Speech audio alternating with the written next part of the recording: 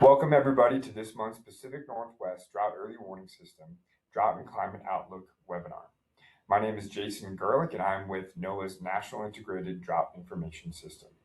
This bi-monthly webinar series is hosted by NOAA's National Weather Service and NIDIS, the USDA Northwest Climate Hub, and the Oregon Climate Change Research Institute. It is designed to provide the Pacific Northwest with timely drought and climate information. Each webinar is tailored to reflect recent, current, and forecasted conditions and climatic events, observed impacts, and other relevant updates from across the region. The recording and other supporting materials will be posted on drought.gov after this webinar. Please note that after this webinar, you also have an opportunity to provide feedback that will help us improve these webinar series. We greatly appreciate you being able to take a moment and tell us what you think. Today's speakers are Karin Bumbaco from the Washington State Climate Office. She'll be providing our climate recap and current conditions. Daniel Hartsock with the Portland Weather Forecast Office. He will be providing the seasonal conditions and climate outlook. Then we have Natalie Voisin and Vince Tidwell from the Pacific Northwest National Laboratory. They will be providing us an update on the development of a hydropower drought monitor and outlook. After each one of these respective speakers, we will have questions that will be answered at the end of this webinar series. If you're looking for the Q&A box, you can navigate to the bottom right-hand side of your screen. You'll see three little squares, and that will provide you, you click on that, that will get you into Slido, which will give you an opportunity to ask your questions there that we'll try to get to again at the end of this webinar. Before we begin the presentations, we wanted to highlight the partners who make this webinar series possible. The Northwest Climate Hub develops science-based, region-specific information that will assist agricultural and natural resource managers with climate-informed decision-making in Idaho, Washington, Oregon, and Alaska. You can find the link to the Northwest Climate Hub in the chat. OCRI is a network of researchers at Oregon's public universities who work with public and private entities to advance understanding of regional climate and climate adaptation. OCRI is administered by Oregon State University and hosts the Oregon Climate Service, the Office of the State Climatologist of Oregon. If you want to learn more, there will be some respective links in the chat as well. NIDIS was established in 2006 by public law with a mandate to provide the best information and resources available to assess the potential for drought and to better prepare for, mitigate, and respond to the effects of drought. NIDIS maintains a national drought early warning system through the development of regional drought early warning systems, where networks of partners and interested and affected parties share information and actions that help communities cope with drought. You can stay updated on conditions in your state and area with interactive drought monitoring web pages found in the United States Drought Portal. Respective links to each respective state in this region will be provided in the chat as well. To facilitate the early warning system, more precipitation observations are needed. We encourage you to join COCORAS, the Community Collaborative Rain, Hail, and Snow Network. COCORAS is a unique nonprofit community-based network of volunteers of all ages and backgrounds who work together to measure and map rain, hail, and snow to report conditions. To become a volunteer to learn more, visit cocoras.org, or you can find links to your state coordinator in the chat as well. Understanding how drought impacts you is important for drought assessment at the state, regional, and national levels. The National Drought Mitigation Center Conditions Monitoring Observer Reports, or CMOR system, is a great way to submit the impacts you're experiencing from too much or too little water. This information becomes accessible to those who assess and monitor drought in your state. And here you can see on your screen from June 10th in Baker County, Oregon, a respective CMOR report articulating the impacts that that individual is experiencing in their area. The Washington State Department of Ecology has issued a drought declaration for the entire state, citing near record low snowpack threatening summer water supplies. A link to the formal declaration and information on financial assistance is in the chat box below. This declaration was issued here in the spring and is still persisting to this day. You can find respective information, like I said, in the chat box, as well as I want to mention that this is the 4th year in a row that some parts of Washington are under a drought declaration. Back on April 13th, Idaho Governor Brad Little and the Idaho Department of Water Resources declared a statewide drought emergency that still persists for all 44 counties due to record-breaking warmth, historic snowpack deficit, and projected water shortages. You can find more information respecting to this drought emergency at the link in the chat as well. Across Oregon, there are 17 counties that are currently experiencing are under a drought declaration. These countywide drought declarations are due to, again, above normal temperatures, below normal precipitation, stream flows, and snowpack, and drier than normal soil moisture conditions. There are 3 counties pending a declaration as well. For more information, you can find the links in the chat too. Lastly, as conditions evolve, we hope that you'll be able to stay in touch with NIDIS by looking at some of these respective links and joining on to participate in our list serves. You can follow the link in the chat to sign up. You might also be interested in our bi-weekly Dry Times newsletter and our tribal engagement newsletter as well. Again, respective links will be placed into the chat. And with that, we're about to transition over to our first speaker, Karin Bumbaco, followed by Daniel Hartsock, and then Natalie Boissin and Vince Tidwell to provide our respective conditions and updates for today's webinar. So with that, I'll hand it over to Karin, and feel free to get started. Thank you, Karin. Glad to have you here. Thanks, Jason. Good morning, everyone. My name is Karin Bumbaco from the Washington State Climate Office at the University of Washington. Go ahead to the next slide, please. So just taking a look at our temperature and our precipitation around the Northwest since the start of the water year. This is going back to October of 2025. Temperatures departure from normal are on the left-hand side. All of those red colors are indicating that we've seen above normal temperatures from October 1st through about mid-June last week. Averaged across each individual state from October through May, which is the last month that we have complete data for. The water year was the second warmest on record for Oregon and Idaho, and ties as the third warmest on record for Washington. And those records go back to 1895. So pretty significant warmth across the whole region for the entire water year so far. Precipitation is a little more variable when looking across the Pacific Northwest. You can see the map on the right-hand side. That's our precipitation percent of normal since October 1st.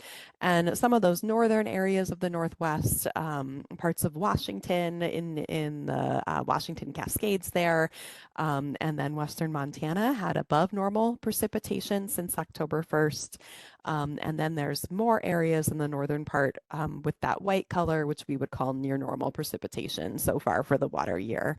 I do want to note there's a little bit of seasonality representing in this map, where for Washington, we had a much wetter than normal December, and that is what's making those cascades look wetter overall, just because that 1 month was so excessively wet. Overall, we've seen some drier conditions recently, and then vice versa for western Montana. They've seen some wetter conditions recently, kind of skewing that map. But overall, this October through May precipitation ranked as the 45th wettest for Washington. And for Idaho, you can see there's some big differences across the state. Averaged across the whole state, it was just the 59th driest. We're seeing kind of near normal to above in the Panhandle, and then below normal precipitation in southern Idaho. Oregon is the driest state of the bunch relative to normal for the water year, ranks as the 23rd driest for Oregon. Next slide, please. So this is just taking a look at the last 60 days, so mid-April through mid-June. Again, we see those above normal temperatures, especially for Washington and Oregon. In Idaho, there's some differences there between eastern Idaho, where there's actually some cooler temperatures, same for western Montana there, cooler than normal by about 1 to 2 degrees Fahrenheit for that 60-day period.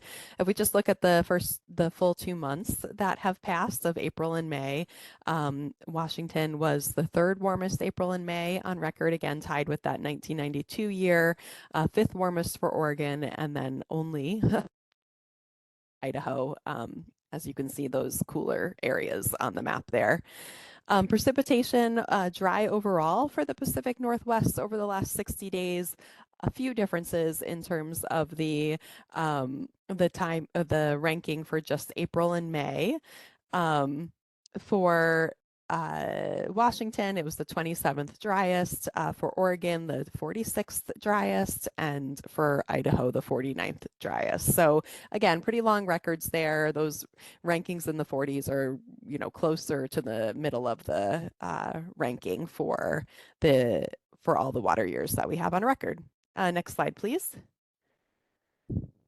So this is just looking since January 1st, and I wanted to point out there's been some variability, especially in Washington in recent precipitation.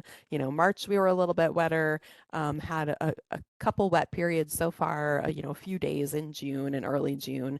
But overall for the Pacific Northwest as a whole since January 1st, kind of taking out that really wet December, we see consistent warmer and drier than normal conditions. So really drier than normal across the whole Northwest, across Washington, Oregon, and Idaho. January 1 through the end of May, that precipitation is 78% of normal. Next slide, please. As we talked about last time, our April 1 snowpack was much below normal, particularly in Oregon, where we saw near record or record low snowpack, depending on the area. I put the average April 1 snow water equivalent for each state on the right-hand side there. So 52% of median for Washington as a whole, only 14% of median for Oregon. And then north of the Salmon River in Idaho, 66% of median. So just slightly better than south of the Salmon River in Idaho, which was those basins averaged to 50% of median. Next slide, please.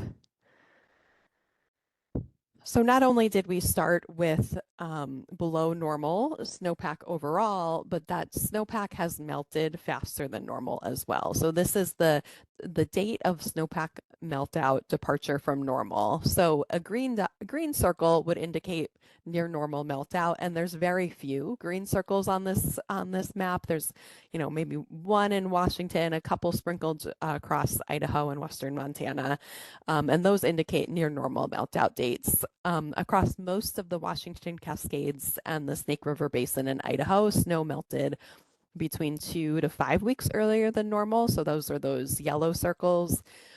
We see more orange circles in Oregon, which are between 5 and 8 weeks earlier than normal. And then unfortunately some red circles as well across the Oregon Cascades, which show that the snow melted out more than 2 months earlier than normal. I also wanted to know in Washington, we had just a couple sites, especially in the Northern Cascades, that saw decent snowpack this year, Hart's Pass and Easy Pass. And on this map, it's showing that even those that had decent snowpack this year have melted more quickly than normal due to our spring warmth. So Hart's Pass melted out 1 week early, and Easy Pass is still about 50% of normal snowpack, despite peaking near about 90% of normal peak snowpack. So just indicating the importance of spring temperatures for snowpack. Next slide, please. This is showing daily streamflow percentiles from the USGS. So each of those circles are color-coded by the percentile of the current day. So I took this snapshot last week on June 16th. So all of those brownish colors are indicating below normal compared to the whole historical record on other June 16ths for the period of record. I wanted to point out here how those exclamation points next to the data points mean that it's a record for the day. So we see a lot, some much below normal or extremely below normal stream flow, especially in Oregon, with a lot of those exclamation points indicating that those were low records for the day. But really across all of the Pacific Northwest, we see those below normal stream flows are starting to emerge. Next slide, please. This is taking a look at one of our soil moisture indicators on the left-hand side. So this is the Sport LIS modeled soil moisture from NASA. Those red colors are indicating below normal soil moisture, and so we're starting to see more soils dry out across the Pacific Northwest.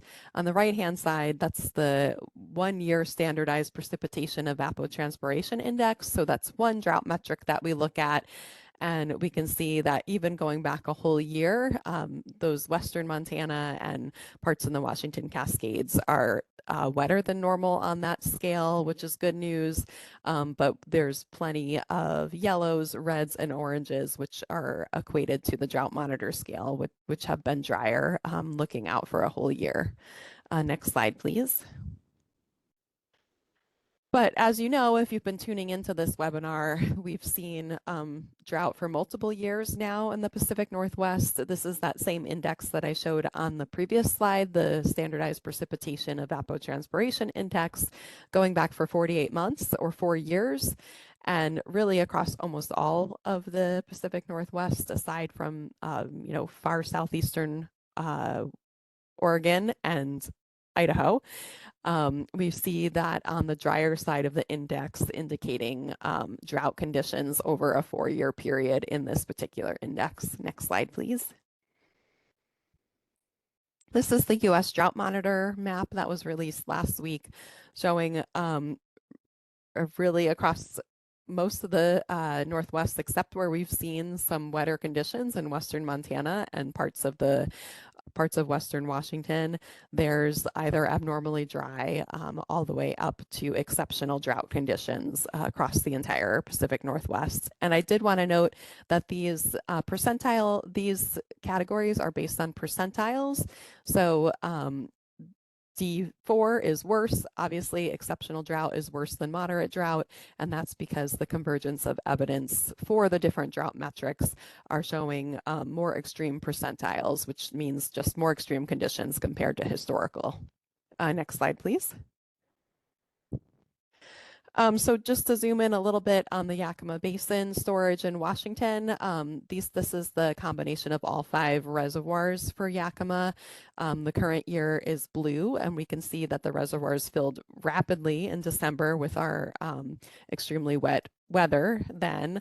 But now we are here in mid-June, and those reservoirs have been switched to storage control as of late May 21st, and are now getting drawn down and have dropped below average, which we expect to see through the remainder of the water year, assuming that we'll have no very significant heavy precipitation events. So the U.S. Bureau of Reclamation water supply forecast has projected that the junior water users in the Yakima will only receive 52% of their May through September water allotments. So just about half of what they would normally see in a better water year. Next slide, please.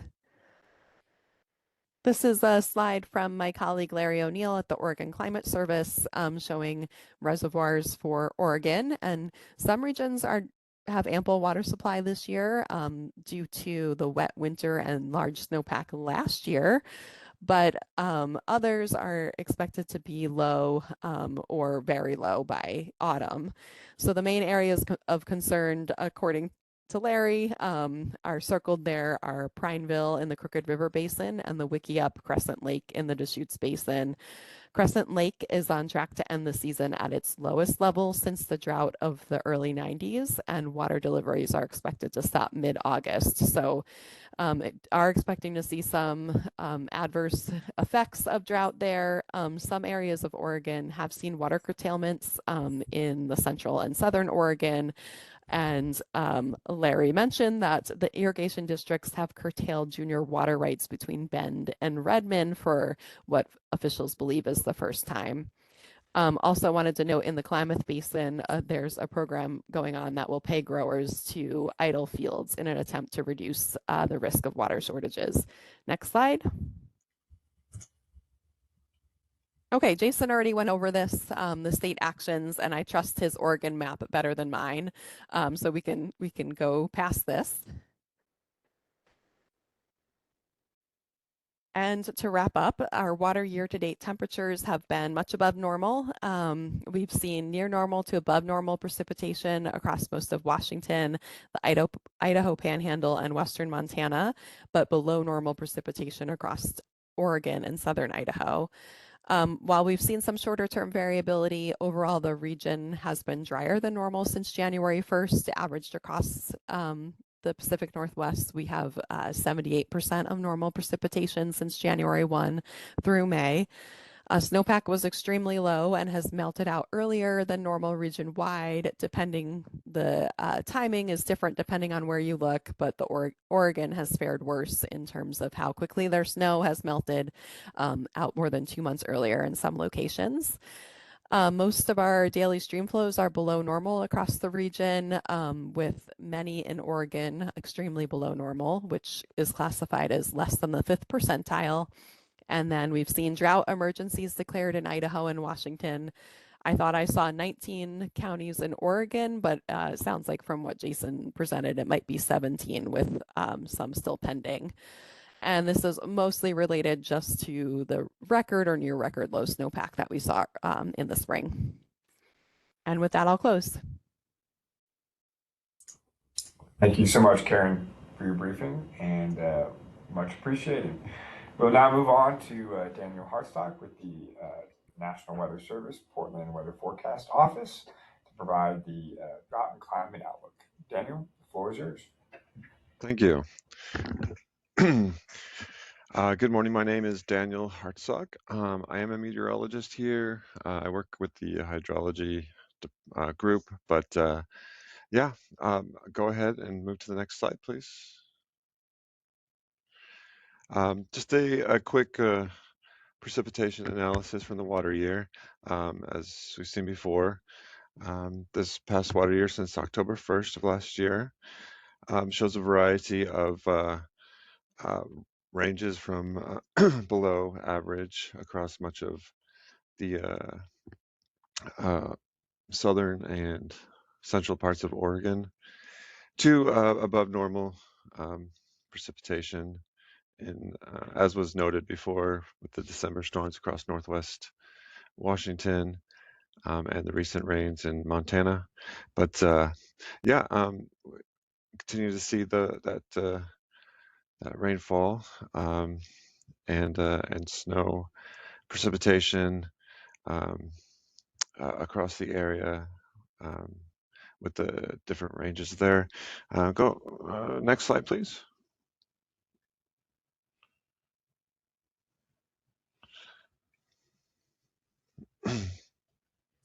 One second, it's trying to have me take to the HPRCC website. Okay. Oops. Much better. Problem solved. Continue. Okay, great, thanks. And just taking a look at some of the anomalies from the month of May. Our last full month showed below to well below precipitation across much of the Pacific Northwest, especially in western Oregon and eastern Oregon into southern Idaho, where we saw a rather dry month of May across the area, Pacific Northwest ranking 17th driest. And you can move on to the next slide, please. And then temperature-wise, we saw fairly warm month of May. With those dry conditions came the warmth, and we saw most areas across the Pacific Northwest seeing top 10 warmest Mays on record there, with Oregon seeing its 5th warmest May. Next slide, please. And now we're going to take a look at some of the outlooks from the Climate Prediction Center. This is the short-term outlook that we're looking at not the week after next or so, the time late June up to the 4th of July. For much of the Pacific Northwest, we're expecting near normal temperatures for the most part, with western Montana potentially seeing some below normal temperatures there. Um, but and for precipitation wise, there is a slight signal that we're showing that kind of 30 to 40% chance of seeing above normal precipitation. But of course, this time of year, late June, early July, there's not a lot of precipitation that falls on average. So, but any precipitation that we can get here in these summer months will be welcomed. So yeah, looking at some um, yeah, some precipitation, above average precipitation possible. Um, Next slide, please. And that kind of goes away as we look at the longer range um, forecast or climate prediction from both the warmth as we continued that trend of above normal temperatures into July, and kind of for the most part equal chances of below, near, or above normal precipitation for the month of July, with the best chances of seeing potentially above normal, potentially due to that monsoonal moisture into southern Idaho, while um, below normal precipitation is more likely across the northwestern parts of Washington. Next slide, please. Taking a look at some of the seasonal temperature outlooks as we look forward into later this summer into early fall. The July through September outlook shows very similar conditions with on average above normal temperatures very likely, while those chances for near normal to above to or below are fairly equal across the Pacific Northwest. And next slide, please. And this is just a little bit further for the month of September, October, November outlook. There's not really much difference that we see as we move through the fall with as we'll look at later, the El Nino pattern that is strengthening. But we're leaning towards that below normal precipitation across more of the Pacific Northwest as we move later into the fall season, with the highest chances across Northwest Washington. Yep. Next slide, please. And looking at the Northwest River Forecast Center stream flow forecasts for the next 120 days, you can see that ranges from anywhere from well below normal, especially across parts of eastern Oregon, into southern Idaho, whereas other places we're seeing ranging to near normal. But we don't really, of course, not as expected, we don't really expect anywhere to see above normal stream flow through the summer. Next slide, please. The U.S. monthly drought outlook for the month. This was released back at the end of May for this month, for the month of June. For the most part, we expected in the Browns drought to persist, where drought is currently happening, with some areas of drought development this month occurring. But on the next slide, we'll see. Yeah, next slide, please. How we look at the seasonal drought outlook which is valid from mid-June through the end of September, where those areas where drought is expected to persist with more widespread drought development, likely, especially across Northwest Oregon, Northwest Washington, well, pretty much all of Western Washington. Although areas of Southeast Idaho are showing where the drought remains, but could see some improvement. It's depending on some of that monsoonal moisture that can push, how far north it pushes this summer. So next slide, please. Taking a look at the significant wildland fire potential across the Pacific Northwest here for the month of July. Quite a few areas with above normal wildland fire potential, which continues to spread as expected into the month of August, covering pretty much the entire area of Washington, Oregon, and Idaho. So that's not great, but that's kind of what we've been seeing lately, and what we'd expect with the dry and warm trend that continues to the summer. Next slide, please.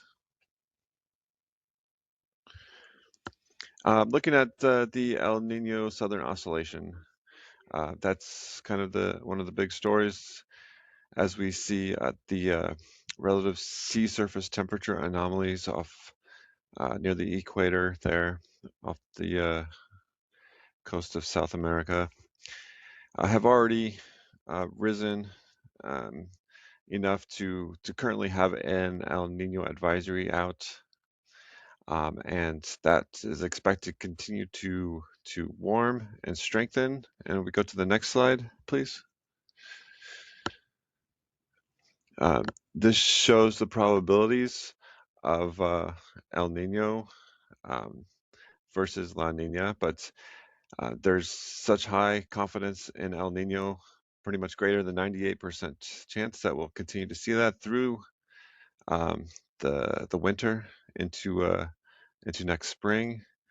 But the big story is how strong this El Nino could potentially be, with over a 60% chance that we'll see a very strong El Nino later this fall into the winter time. So that's is pretty big.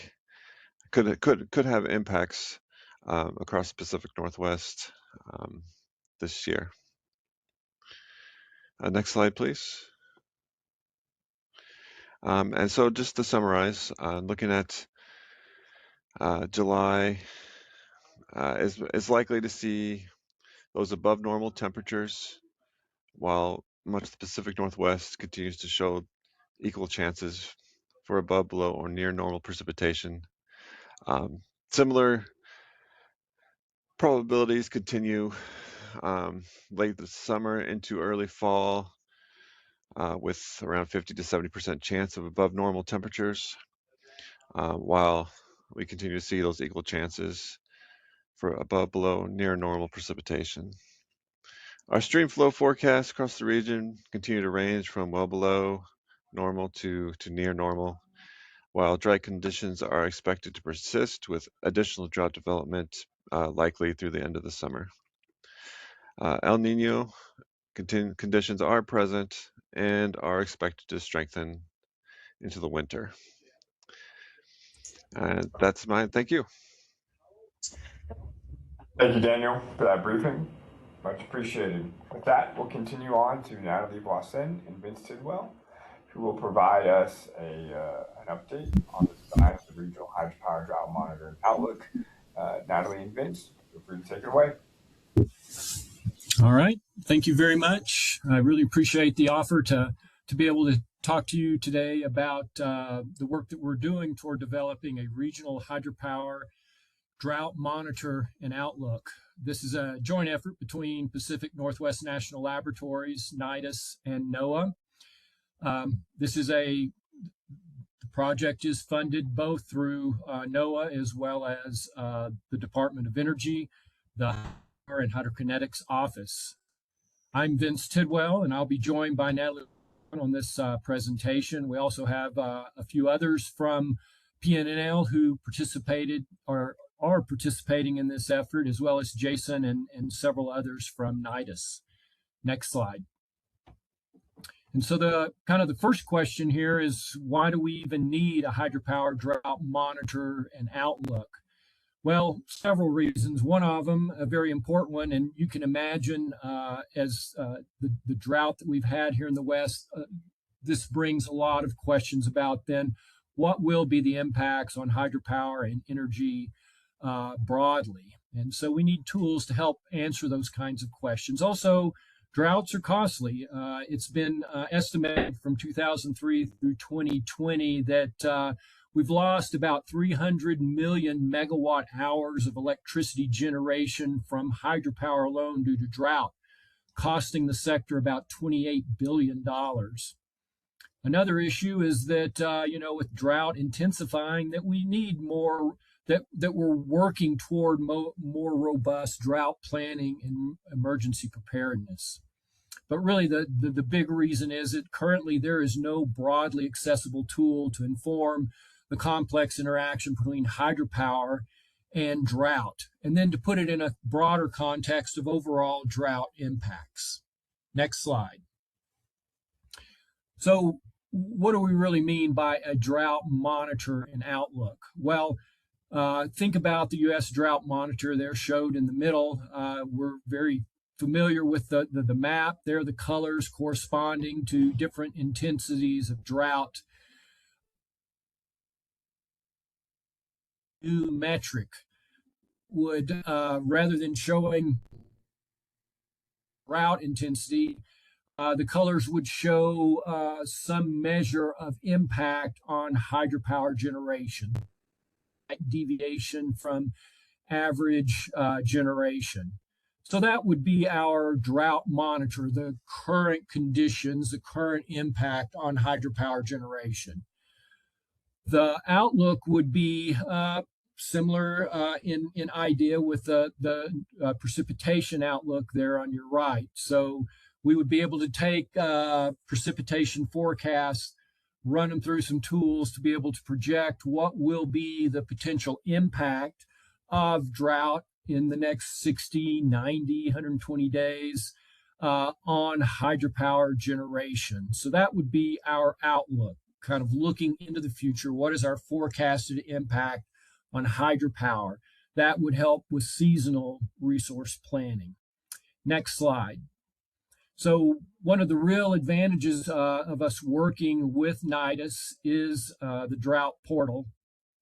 And the Drought portal is the go-to source for drought information for the press, for academics, for industry alike, all across the United States. So it's very advantageous for us to develop a tool and then put it on the Drought monitor.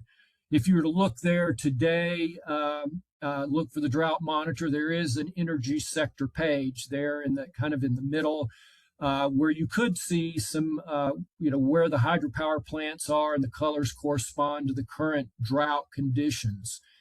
Of course, we would be talking about something more specific, probably not at the individual power plant level, but regionally, that would use the metric that gives us some idea about actual deviation or actual impact on hydropower production. But the idea is, again, developing this metric and putting it on the Drought portal page. So with that, I'll turn it over to my colleague, Natalie Lasson, and she can give you some of the actual details about the metrics and how we'll do this. Natalie? Thank you.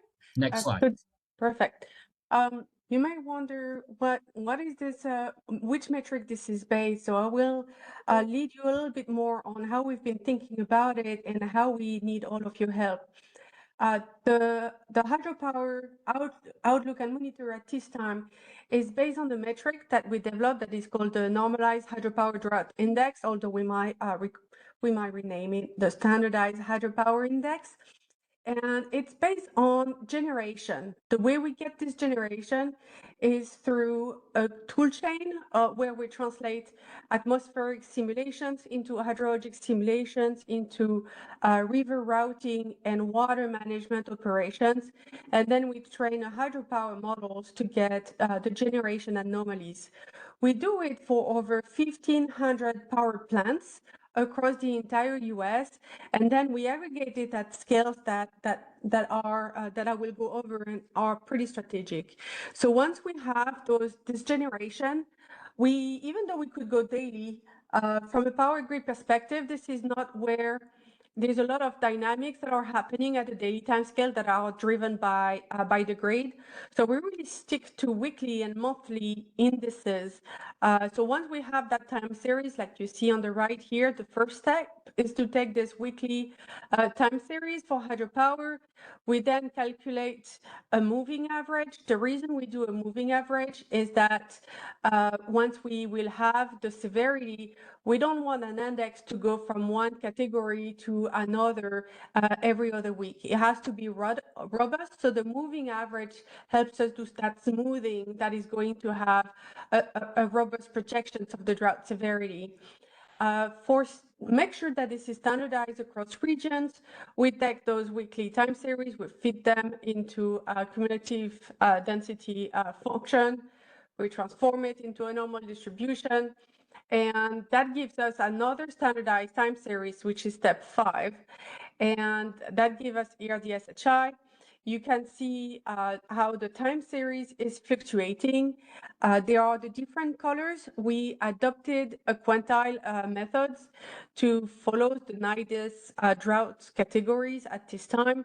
And you can see what we're trying to design these metrics is making sure that it doesn't go back and forth every month between the red and the yellow and the red and the yellow, because we know that this is not how a drought is working, especially in the Western US. So again, currently the matrix is based on generation, and I will discuss the limitation later. If you go to the next slide, we want to also make sure that the severity is something impactful, that it is meaningful for both water manager and grid operator. When we base it on quantile, which is what we currently have, and you can see on the left here, we're using the same quantiles as NIDIS. We're not sure that it leads to the impacts that the water manager and the grid managers are seeing. So NIDIS is currently working with us on leading a number of stakeholder engagements so that we fine-tune those drought categories to understand the severity. And for example, on the hydropower side, typically when you have a little bit less water that will be in that D0 category, well, then you just have a bit lower generation. But as the drought severity is becoming more acute, then there are different operations that are going to happen. First, there will be lower generations, but we have the same ramping to balance wind and solar across the grid. This is maintained. As the drought goes more severe, then we'll have less and less generations and prioritize more and more peaking and ancillary services that support the grid stability, and so on.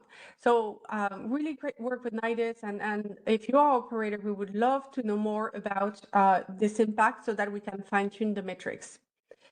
If you go to the next slide, once we have these metrics and this impact, the question is, how is it going to look like? So those are a couple of intended use cases that we have here. When it comes to the power grid, there are multiple, we are oscillating always between water and the power grid.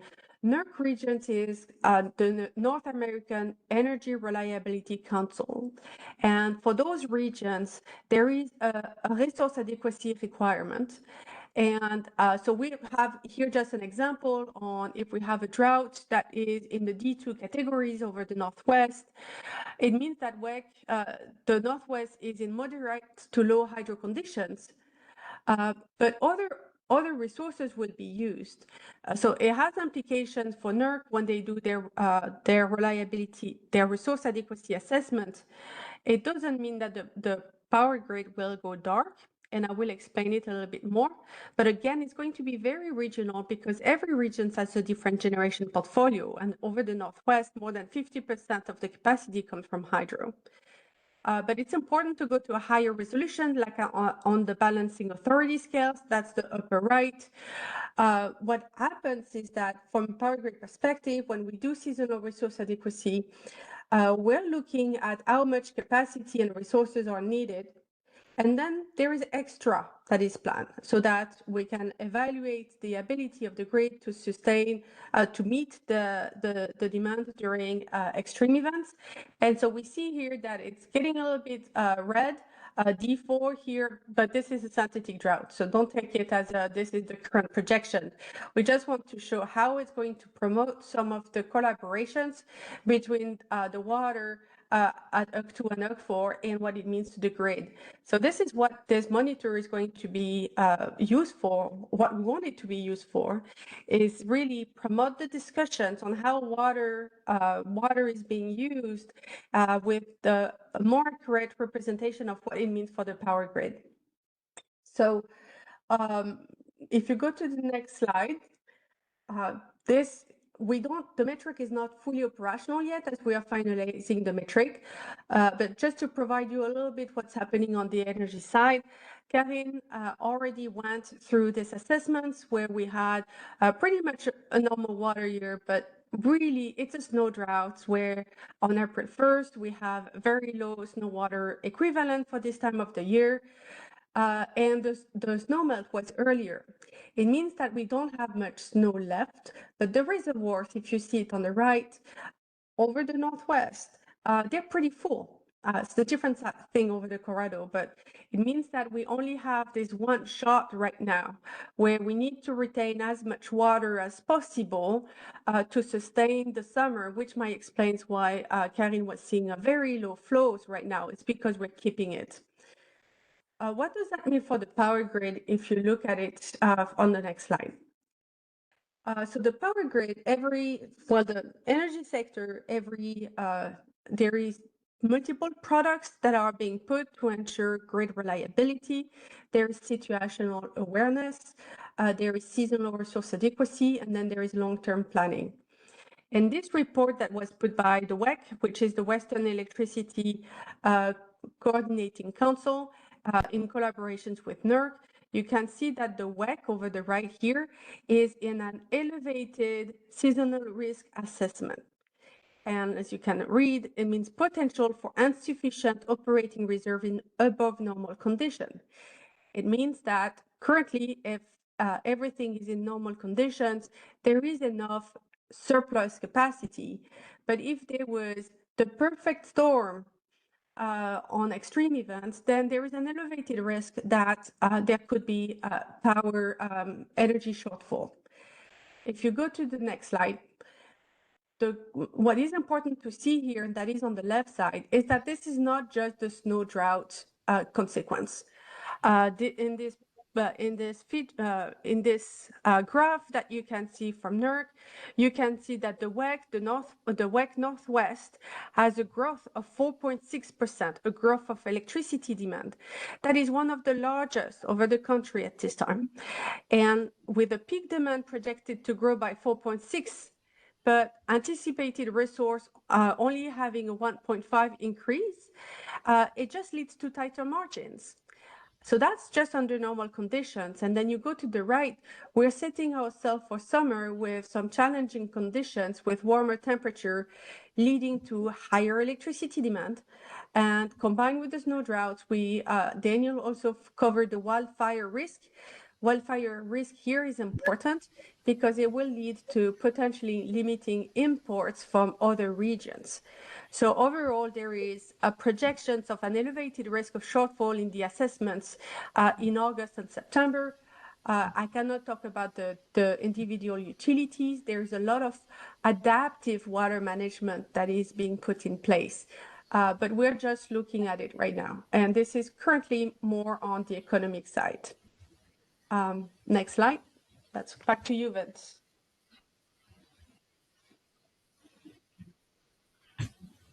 Thank you, Natalie. So thank you again for your time. And if you have any questions, you can contact any of us with those questions.